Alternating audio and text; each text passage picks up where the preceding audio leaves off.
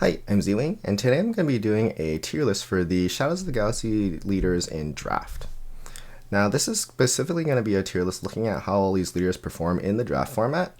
I've actually already done a tier list looking at how I think all of them are going to shake out in Constructed, which you can find on my channel. But I think there's a lot of leaders that are definitely going to perform better or worse in Draft or Constructed, so that's what we're going to kind of take a look at here. In addition, this is a tier list that I'm making right after release weekend, so I did actually get a bunch of drafts in on the weekend, but this is still going to be pretty early format thoughts. I think as we play the format more, there's potential that some leaders move up or down depending on if we find different ways to build leaders as we draft the format more. But this is going to be a pretty good early initial thoughts and a really good starting point for just how I think all of the leaders kind of shake up in terms of strength and draft. So before we get started, let me go over the tiers really quick. First, we got the S tier. So this is all of the best heroes. These are all the ones that we want to be playing ideally. In A tier, we got all the leaders that I think are also pretty strong. Maybe not as good as the S tier ones, but definitely really good picks as well. B tier, we got leaders that I think are pretty decent. They're definitely not as good as the ones above, but you can make pretty decent decks, and if you get the right cards, you can still do really well with these. C tier, these are the leaders that are going to be a lot harder to build for whatever reason. Maybe their abilities are not as strong, maybe their stats are not as good, or something like that. But you can still win with them if you get the right cards, but it's going to be a lot harder than everything above them. And then in D tier, these are the leaders that I just wouldn't play in draft at all. I'll give you a hint, there's only one leader that I'm going to put here, but these are ones you just actively do not want to play. So let's first start with Garsaxin. I'm going to put Garsaxin in A tier. I think this deck is, Garsaxin is pretty strong. There's a lot that you can do with upgrades on his units, and especially just getting units that already come with upgrades. So getting a bunch of shielded units is really nice for Garsaxin. There are going to be times where the upgrades or putting upgrades on your units opens you up to just getting blown out by removal and things like that. But if the game plays out where the opponent has a really hard time removing the upgrades, Garsaxin is going to be a really good deck to build, and you can build them in a few different ways as well. With Kira, I'm going to put her in S tier. I think her frontside ability to give 2 damage to a friendly unit and give a shield counter to it, I think that ability is pretty strong contextually. There are going to be units that are really strong with the shield token. For example, units that have grit, you can do 2 damage to them, give them a shield. That's a really strong synergy. Putting a shield on a lot of sentinels is really good. But honestly, the best part about Kira is her backside ability, where she basically gets to just completely counter opposing leader flip turns, where when she deploys, she gets to have the health of everything, and then it makes it really easy to clean up the board after that. So because of that, I think she is really strong, and then just the shield thing is just kind of like a cherry on top of her for her. With Finn, I'm going to put him in C tier. So unfortunately, Finn's leader ability is just really not strong. It basically does nothing, so you're essentially just playing the game with no leader ability, which is really rough. Basically, the only time I really want to be Finn is maybe if he is my only heroism leader and I just get a bunch of heroism bomb rares, basically. But ideally, we're not playing Finn. It's not don't play, but it's we really will want to avoid playing Finn if we can. Now, on the opposite side, we got Rey, which I think Rey is an S tier leader. Her ability to give experience counters to units with 2 or less power, it seems like it would be really hard to build around, but actually in this set, there's a ton of units that just naturally have low power. So it's really easy to build decks around Rey and that are really strong. And a lot of the strongest cards in the set just already synergize with her. Stuff like Modded Cohort just is a 2/4, right? So that synergizes with Rey's ability. On top of this, Rey has a really nice time in draft because she gets to wheel and get late a bunch of cards that other people don't want, right? But that are super good in her deck. So stuff like Moisture Farmers is a really good example where basically no other leader wants a 0/4, but Rey can just use the Moisture Farmers really well because she gets to just buff them up with the experience tokens, and that becomes a really annoying unit to deal with. So I think Rey, because of just how draft works, and you can just get a bunch of the premium cards that you want on the wheel, Rey is super strong in draft. Hondo, I'm going to put in C tier. I think Hondo, so the problem with the smuggle mechanic here is a lot of the smuggle cards just are not on rate. And then the smuggle cards that already are on rate are just good by themselves. So you don't really need to be doing anything in order to make them better. I guess if you just happen to get a bunch of the really good smuggle cards, Hondo might work, but a lot of them you're just really not that happy playing. So unfortunately, Hondo just isn't going to come together super often. So that's kind of why I would put him in C tier. Jabba I'm going to put in B. I think Jabba can perform decently well, but there's a bunch of things that are a little bit clunky about him. This action to make give things bounty and then make your future units you play later cheaper, it seems like it's really good, but it's actually quite clunky to use because it takes a full action to use and then your opponent gets to react to whatever you did after that. There are a couple things with Jabba that are really nice where if you get actually a lot of the reputable hunters, which is the 3 mana 3/4, but if your opponent has a unit that has bounty, you can play it only costs 2. So what you can actually do with Jabba is basically you would always get to play the 3/4 on the first turn of the game because you can just pass or wait for them to play a unit, give that unit bounty with Jabba, and then play your 3/4. So that's a really nice synergy. So if you get a lot of those cards, Jabba can work pretty well. In addition, you might be able to get multiple Rancors or something like that he wants to ramp into, and that can be pretty nice. But there is definitely a lot of inherent clunkiness about his ability. Boba Fett, I'm going to put in S tier. So Boba Fett's ability is just really strong, and it synergizes just with a lot of the best cards in the format, which are the ambush cards. So Boba, because you get to give an extra attack to all of the cards with keywords, or not all the cards with keywords, but at least once per turn, and then when his leader flips, then it's everything. But with the ambush cards, you get to just completely synergize with that and give all your ambush units +1 attack, basically. So that means your modded cohorts are coming in for 5 damage, your Cloud Riders are coming in for 4 damage, your Mercenary coming in for 6. And that is just really crazy when those are already like the best cards in the format, and Boba just makes them all even better. So that's why I would put him in S tier. In addition, you just get to play all of the units that you already want to play. A lot of the really nice static units just have keywords, so that just all works really well with Boba. Hunter, on the other hand, I'm going to put in C tier. So I think Hunter, kind of same problem with Finn, is that his ability really just doesn't do anything. He has reasonable stats, and I would probably say put him a little higher just because I think green is a better color in the draft format than blue. But it's the same reason as Finn. I would ideally nearly not want to play Hunter just because you're basically playing with no leader ability for the whole game, and that is pretty rough. His stats are not bad on the backside, but it's just really hard to play when all these other leaders have really strong leader abilities. Bosk, I'm going to put into B tier.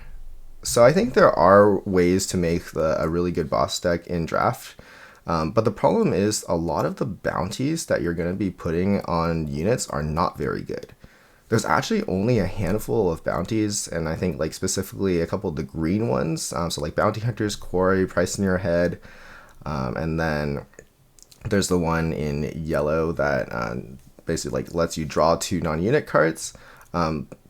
Those ones are good, as well as like Rich Reward, but outside of those like 4, a lot of the other bounty cards are not very good, right? The ones that like draw cards or do damage to the base or something like that, and they cost a little bit too much, or they just have have a little bit too bad of an effect, are just not really good cards. Are not going to get you a big advantage. But if you can get a lot of the good bounties and maybe some of the other synergies, if you get like the punishing one or something like that, boss can perform decently well. I get a lot of Trandoshan hunters, but you really need specific bounties, I think, in order to make boss work. With Kylo Ren, I'm going to put him in C tier. So I think Kylo is decent, and you can maybe make some like decent aggro deck out of him. The problem is just like, unlike Sabine, his ability just takes a full action and it lets the opponent interact with it. Where if you buff up a unit and then they just use removal on it, or they ambush into it or trade into it, you're just not really in a great spot a lot of the time. So it's pretty easy to interact with him. And then he also really wants to dump his hand early, so you really have to dump your hand into his hero ability, which sometimes works but often doesn't. So that's probably kind of the problem with Kylo. In addition, he really doesn't have a lot of cards that synergize with his ability in the set. So like, there's not a lot of things that really benefit off of discarding cards, so that's an issue as well. So there's ways, and I'm sure you're gonna run into Kylo aggro decks that just have like the nut curve and just aggro kill you on turn 4, turn 5, and there wasn't too much you could do about it. But often I think it's fairly easy to interact, and you're probably not gonna die to that often. Bo-Katan, I'm gonna put in B tier, probably here. I think the Mandalorian synergies are just, there's less Mandalorian synergies than there are Underworld synergies in this set, but her ability is pretty strong. Like, pinging stuff and choosing where you put the ping is quite good. In addition, she is in red, so you get to combine this with the other damage-based red removal, the Daring Wraith, Cell Block Rescue, in order to combine that to pick off bigger units. And if you do end up getting a lot of Mandalorians, she ends up being pretty strong because Limited is a lot about controlling the board, and she does that really well with the pings. So there is a way that this deck comes together, but it maybe is not as frequent just because of the lack of Mandalorian synergies compared to other things in the set. Han Solo, I'm going to put into S tier for sure. So Han Solo, I think, is really strong because just ramping in this game is really good, and he basically just gets to ramp for free on every turn. There's also a lot of units that are still really good statted, even if they cost 1 less and have 2 damage on it, or they just don't care if they have the 2 damage on it. He performs really well with a bunch of like the grit units, right? Like, all the grit units actively kind of want a little bit of damage on them, so they trade into things better. So Han Solo just is really strong, can get out a lot of things before curve early, and just put a lot of pressure down early in the game. Cad Bane, I'm actually going to put into the top of S tier. So I think Cad Bane is probably the strongest leader, really close competition with Boba, honestly, but mainly it's just the ability is really easy to trigger in Cad Bane, where there's so many Underworld cards in the set that you basically are able to get this almost every turn, and the damage really adds up. Especially after he flips, then he's doing 2 damage, and that's really crazy. On top of that, he's also an 8 health leader when he flips, which is actually really annoying to deal with. It's often the case that he gets to get like a couple hits in if you're already like winning on board or something like that. Because that 8 health compared to like a 7 or 6 health is really relevant. So because of all those things and just how much value his ability gets over the game quite often, I think he is the best leader. Really close with Boba though, but definitely S tier for sure. Dr. Aphra, this is the hero that goes into don't play. So there really just aren't any abilities or cards that synergize with her discarding a card every turn, and this will actually just often make you lose the game faster in Limited, where you're going to just kind of mill yourself out and then just run out of cards. Sure, there's a handful of cards that let you get things back from your discard pile and things like that, but there just really isn't a lot of benefit, and you might mill those over. So there's just really not any reason to be playing Dr. Afer, really, and this ability just actively is bad for you. Alright, then we got Fenic, which I'm going to put into B tier. So I think Fenic's ability is pretty decent. You get to play forecast units or less with ambush. So that ability is pretty strong. I think the problem with Fenic is that her hero or leader side is really not very good, where a 4/4 Saboteur is just not a good stat line for 5, and she often just gets one-shot killed when she deploys. So you really need to make use out of this leader ability, which is definitely possible, but I think just is a little bit less consistent than some of the better leaders. The problem that she can run into is sometimes people start just playing units with 5 or 6 health, which are really awkward to ambush into when you're only ambushing units that cost 4 or less. So that's probably the most awkward thing with Fenic. But, in the games where she's able to ambush a bunch of things early, keep all of her, her units survive, and then they keep pushing damage, she can be a pretty decent deck. Lando, I'm going to put into C tier as well. I think Lando, the problem with him is that he just needs a bunch of really specific cards in order to make work, where you probably need like multiple Millennium Falcons or something like that to do his like really cool flip turn thing. And that's just not going to come together that often because, Falcons are rare and a lot of the other good smuggle, or Falcons are uncommon, and a lot of the other good smuggle cards are like rare and things like that. So Lando's unfortunately just not going to come together too often. Maybe you'll get a miracle deck where you just open the right uncommon sometimes and Lando can work, but I think this just doesn't work that often, unfortunately. Alright, and then finally we got Moff Gideon and the Mandalorian, which are both not really available in draft, but I suppose you could technically open a showcase and play them.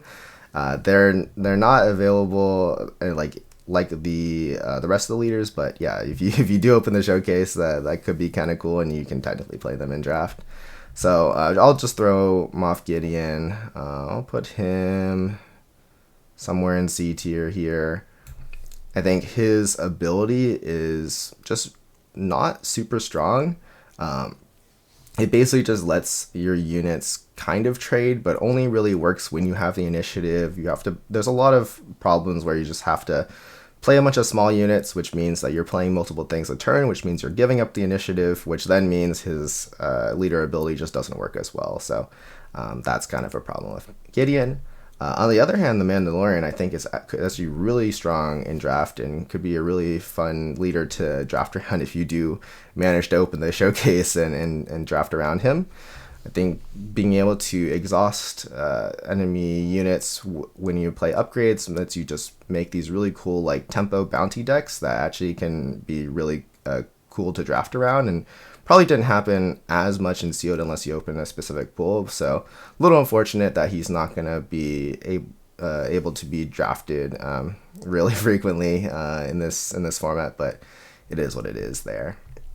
So yeah, this is my just initial thoughts after the week 1, but a really good starting point, I think, if you're getting into this draft format of just how all of these leaders rank up. I think it's really important for Star Wars Unlimited draft to just kind of understand who the strong leaders are and how to draft them, because the leader draft is really important, and giving yourself a good amount of options and understanding how to build all of these different decks when you're drafting it is really important to success and doing well in the format.